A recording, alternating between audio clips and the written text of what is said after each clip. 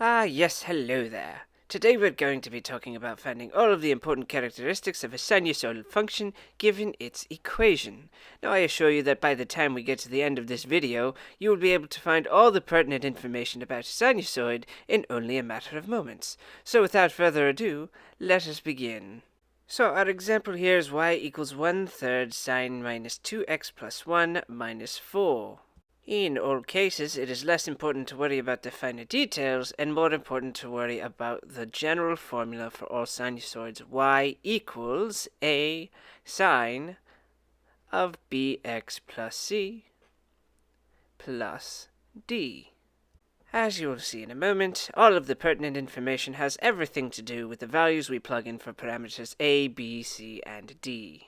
A wonderful place to start is the midline equation, whose general form is y equals d.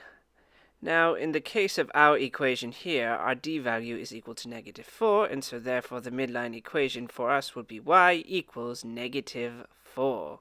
Very simple. Let us carry on by finding the period of the function. Period can be found by dividing 2 pi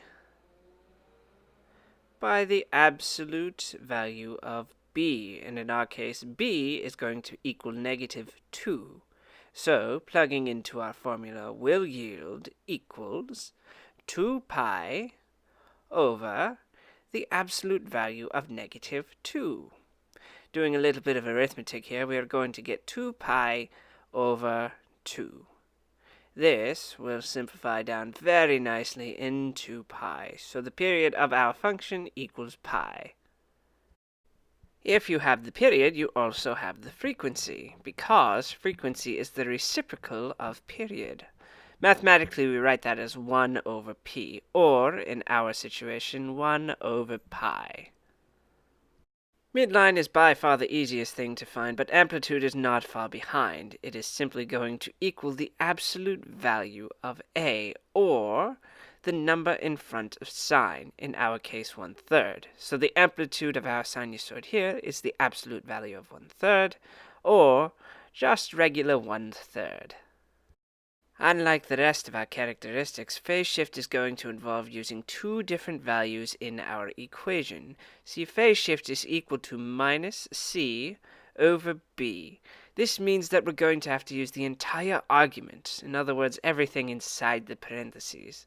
If we substitute into our equation, we're going to get negative c was equal to 1 over our b value of -2.